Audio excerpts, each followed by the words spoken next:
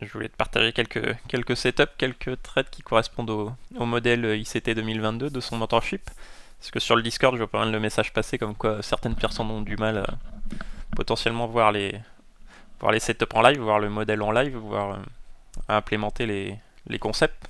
Tu vas voir, c'est toujours le même concept, mais bah, faut apprendre à les maîtriser, à habituer son œil au maximum pour pouvoir prendre le setup quand il se présente. Tu vois, c'est un trade sur Oroyen que j'ai pris avec des partiels, vraiment un beau trade avec des beaux partiels pris sur des endroits logiques et stratégiques.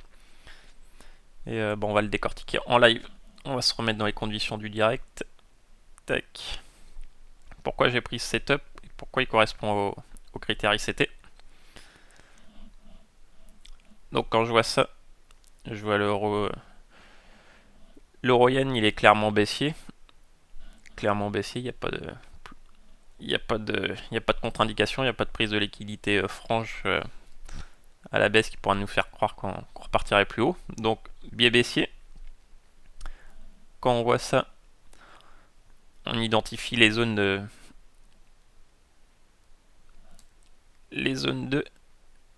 d'imbalance. Tu vois qu'il y en a une belle ici qui correspond à la taille comblement de l'imbalance plus fermeture de l'order block qui se situe ici, qu'on pourrait venir fermer si on se met en H8 ou même H4, tu vois. C'est un order block, on pourrait venir fermer l'order block. En plus de ça, c'est une zone qui est intéressante parce que il y a de la liquidité au-dessus de ça, il y a beaucoup de stops, même au-dessus de cette résistance-là, potentiellement, donc ça concorde, c'est une zone intéressante. Là, c'est juste identifier des zones, on va pas la jouer telle quelle, hein, on va attendre une confirmation, mais déjà on a potentiellement des zones d'intervention. Après, on laisse faire, on laisse évoluer le marché. Des fois, il va complètement ignorer cette zone-là, il va la traverser et c'est ok. Mais là, c'est pas ce qu'a fait le marché, donc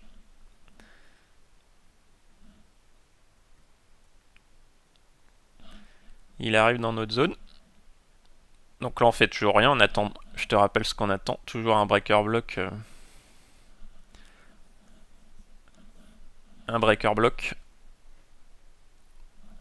ou une sorte de double top avec un beau displacement de l'imbalance là-dedans, bah, le BOS, toujours les mêmes concepts en fait.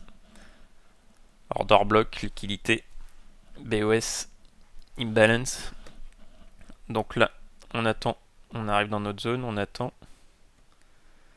Là, on a notre signal, tu vois que on a le displacement dont je te parle, une belle cassure avec une hausse de volatilité. On prend le bas ici, le bas ici, le bas ici, le bas ici. On prend énormément de l'eau, ça équivaut à une trendline potentiellement. Donc ce critère-là est validé. On a de l'imbalance aussi, clairement en jaune. Donc quand je vois ça, les critères sont ok. Je me place au mieux au comblement de l'imbalance en unité maximum. Et on laisse faire le trail. Stop au-dessus du plus haut qui vient d'être fait. On est toujours pas déclenché. Là, on est déclenché. Ah, il n'y a pas le... Ah, ça s'affiche pas l'exécution en mode replay, on verra à la fin. Donc là, je suis dans le trade. Premier TP, je me suis pris un TP partiel sur l'order block ici. Je veux qu'on réagit dessus. On finit par le casser. J'ai dû prendre un deuxième TP par là. Une fois qu'on est venu chercher la zone de liquidité en dessous de ce bas là. Donc deux partiels. Et après j'ai laissé filer. C'est un trade qui a duré pas mal de temps. En fait c'est un scalp qui s'est transformé en day trading, voire en intra-week, parce que je l'ai gardé. Il me reste une position encore pendant le week-end. Donc là il n'y a pas d'alerte de... Tu vois qu'il y avait encore de l'imbalance qu'on pouvait chercher. Là on est venu la combler en fermant l'order block ici. Donc il n'y avait aucune alerte des baux partiels, mais potentiellement on peut laisser courir parce qu'il n'y a pas d'inversion de la théorie de dos, il n'y a pas de prise de liquidité dans le sens inverse, donc aussi, aucun signe avant-coureur de sortir ou clôturer complètement son trade.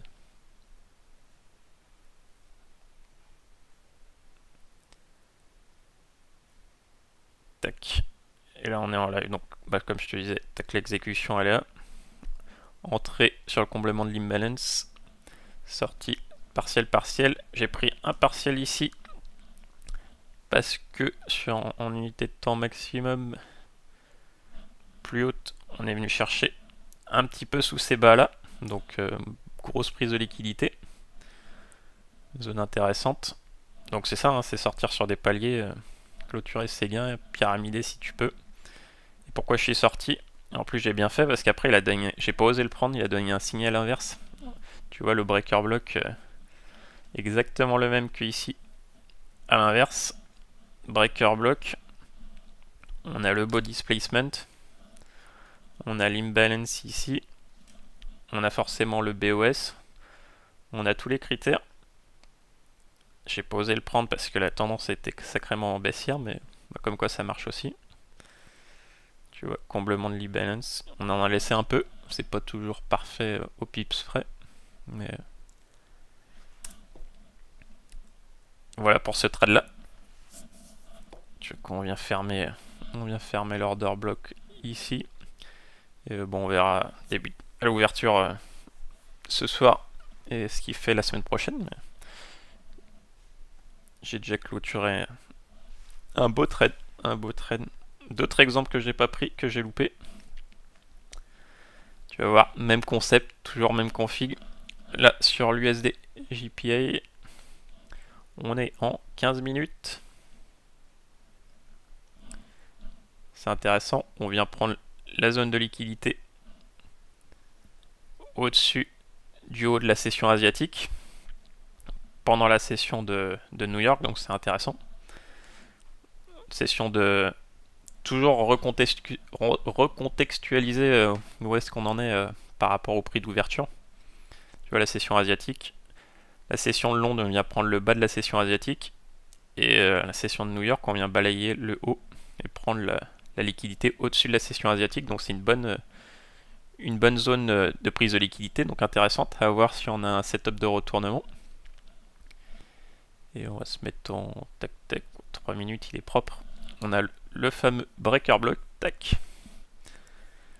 Il est exactement là. Donc tu vois, body displacement. On va se mettre un peu en mode replay pour que tu vois s'afficher l'imbalance. Tu vois en jaune il y avait de l'imbalance, si je me mets en 5 minutes on va mieux la voir. Tac, on vient quasiment la combler complètement.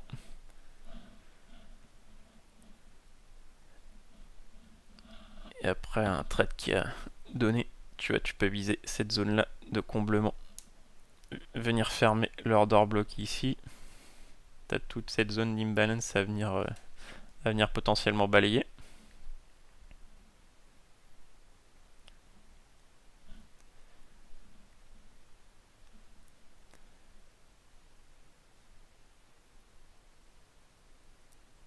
Tac. Ah, on est en live, donc on est venu se poser pile sur le TP1, l'objectif. L'objectif numéro 1. Ça fait un ratio de jet 4. Donc très beau trade aussi, je suis assez déçu de ne pas l'avoir vu et pas l'avoir pris. J'étais pas devant les écrans à ce moment-là, je crois. Et ce qui est intéressant, c'est que c'était pendant la grosse news. Donc tu vois, pas trader la news, donc en fait la news a fait l'énorme décalage. Il y a eu un raid énorme pour venir chercher les stops ici. Et en fait après ça s'est calmé, il fait son order block, il fait son breaker block super propre, super clean. Donc pas trader forcément la news à la minute où elle se déclenche, mais tu vois que le setup il était une demi-heure plus tard, donc en fait il a eu le temps de faire la volatilité a eu le temps de baisser. Il fait son beau breaker block et il y avait potentiellement possibilité de prendre ce genre de trade. Après la grosse hausse de volatilité, il fait un setup clean. Donc voilà pour l'USD GPI.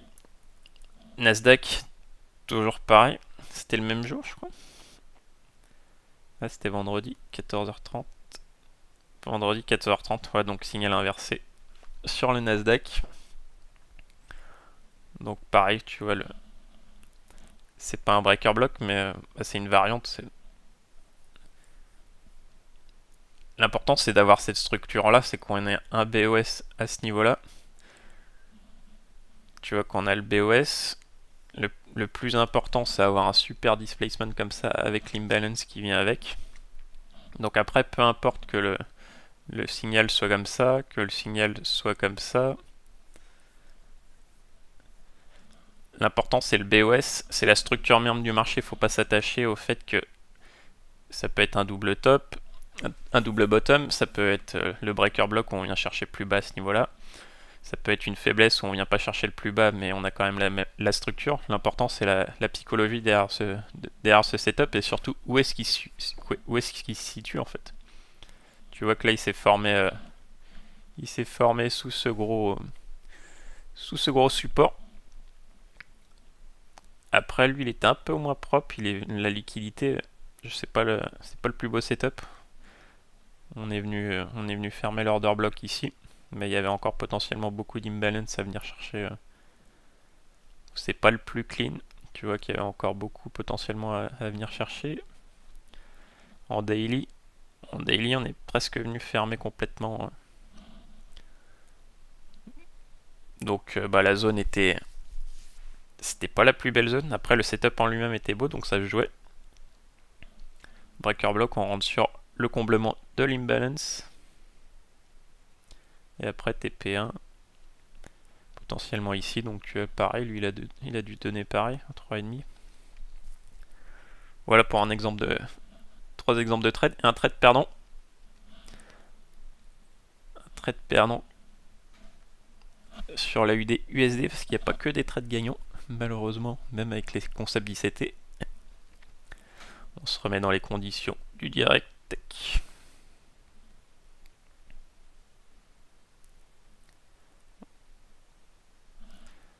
Voilà, je serais rentré exactement. Je serais rentré exactement là. Qu'est-ce qui m'aurait fait prendre ce trade? Il était vraiment pas mal parce que bon, tu vois, il y a le body displacement, il y a l'imbalance à ce niveau-là. C'est bon. Il y a un beau BOS ici. Cassure de la théorie de dos. Tu vois que si je me mets en unité de temps un peu supérieure, là on a l'imbalance. Ce que j'ai bien aimé, c'est qu'on vient chercher le haut, vient fermer cet order block là, et vient fermer l'imbalance qui était ici aussi. Donc la zone touchée était pas mal. Tu vois, tu te dis qu'on est venu fermer tout ça ici pour potentiellement aller retourner en bas. Donc tu rentres là, comblement de l'imbalance. Et il y a une belle réaction. Et paf, on se fait exploser le stop. Et après, il finit par partir. Ouais.